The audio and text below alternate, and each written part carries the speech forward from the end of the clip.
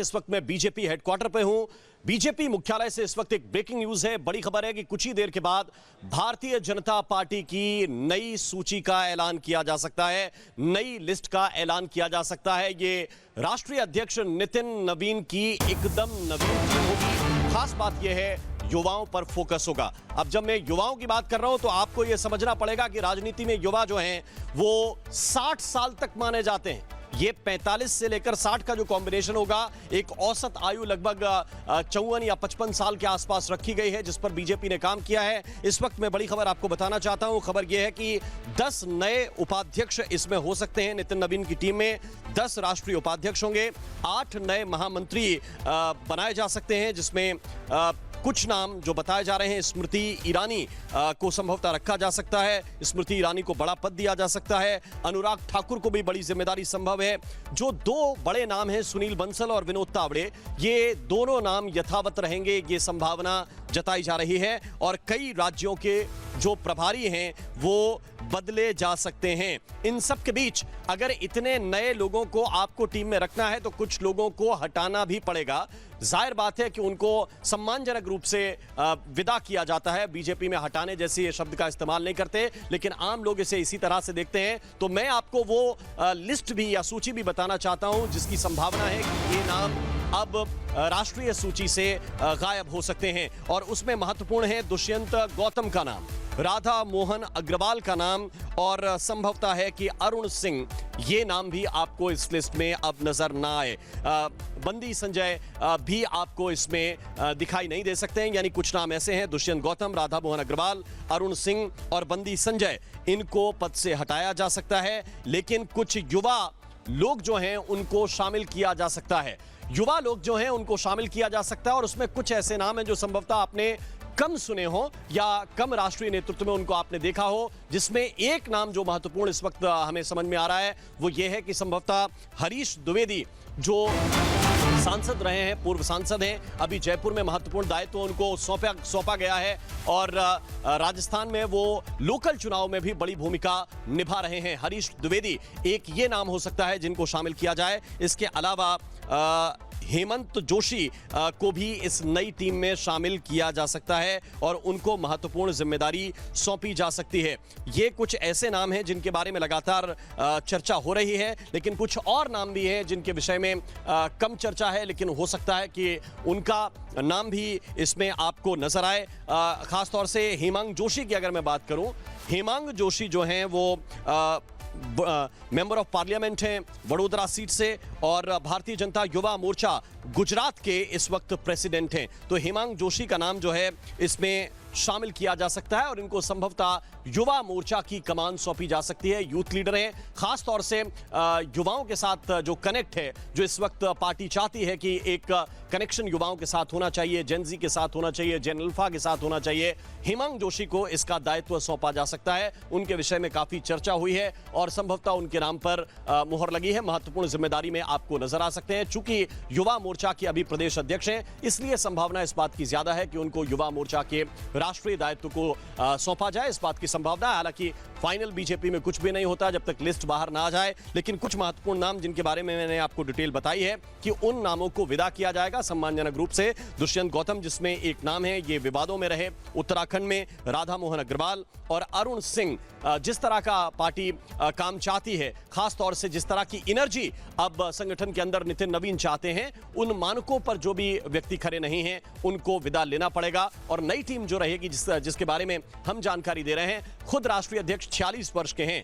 एक फॉर्मूला इस पर भी चर्चा की गई कि क्या इसी एज ग्रुप के आसपास रखा जाए, लेकिन कुछ ऐसे वरिष्ठ नेता हैं जिनको आपको संगठन में रखना पड़ेगा। वो संगठन को समझते हैं, उनके दायित्व रहे हैं, उनका ट्रैक रिकॉर्ड बहुत शानदार है, प्रदर्शन बहुत अच्छा रहा है उनके नेतृत्व में। तो संगठन में खासतौर से जिसकी मैं बात कर रहा हूं, सुनील बंसल हैं, विनोद तावड़े हैं, इनको संभवतः रिटेन करेंगे, यानी कि ये यथावत रहेंगे अपने पद पर। लेकिन बहुत सारे नए चेहरे आपको नजर आ सकते हैं और कुछ चौंकाने वाले नाम भी हो सकते हैं। जो कद्दावर लोग हैं उनमें से स्मृति ईरानी एक ऐसा चेहरा जो सीधे राहुल गांधी को टक्कर उन्होंने अमेठी में दी, एक चुनाव में उन्होंने सीधे तौर पर हराया भी, और इसके अलावा पिछली बार जो कैबिनेट में थे अनुराग ठाकुर, उनके बारे में भी चर्चा है कि वो महत्वपूर्ण पद पर हो सकते हैं। हालांकि एक संशय उनके नाम के साथ यह है कि संभवतः वो कैबिनेट के दावेदार भी माने जा रहे हैं। तो जो रीशफल कैबिनेट में होगा, अनुराग ठाकुर उसमें जाएंगे या नितिन नवीन की टीम में डायरेक्ट आएंगे या दोनों दायित्व संभालेंगे, जो भी हो सकता है। लेकिन अनुराग ठाकुर को लेकर काफी चर्चा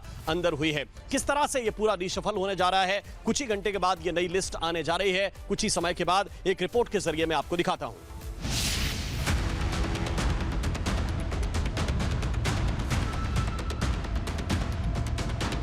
उत्तर प्रदेश सरकार एक नई यूथ पॉलिसी बहुत शीघ्र लेकर के आ रही है। हमारी पार्टी तो ऐसे भी यूथ को प्रमोट करती है। राष्ट्रीय अध्यक्ष की उम्र कितनी है हमारी?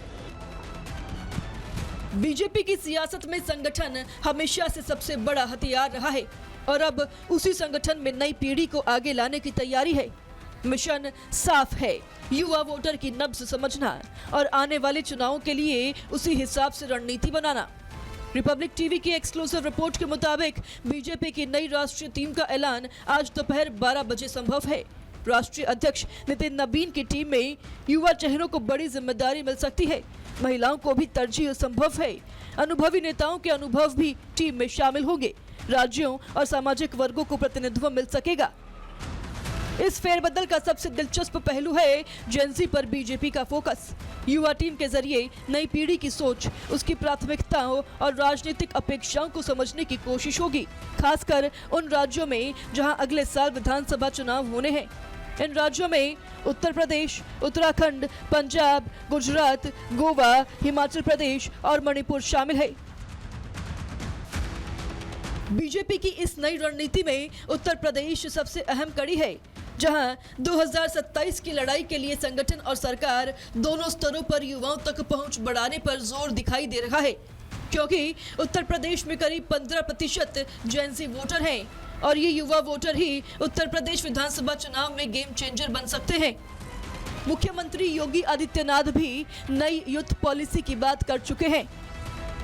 आपकी क्षमता का सही उपयोग करने के लिए उत्तर प्रदेश सरकार एक नई यूथ पॉलिसी बहुत शीघ्र लेकर के आ रही है।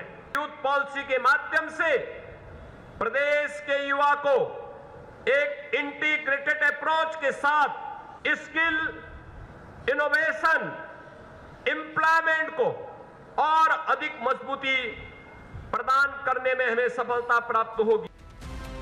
बीजेपी की रणनीति सिर्फ संगठन में चेहरे बदलने तक सीमित नहीं दिख रही, बल्कि युवा भारत की बदलती राजनीतिक सोच को संगठन की रणनीति में शामिल करने की कोशिश है। प्रधानमंत्री ने स्वयं कहा है कि देश के जेन जी का, जेन अल्फा सबका वो सम्मान करते हैं। बाकी हमारी पार्टी तो ऐसे भी यूथ को प्रमोट करती है। राष्ट्रीय अध्यक्ष की उम्र कितनी है हमारी?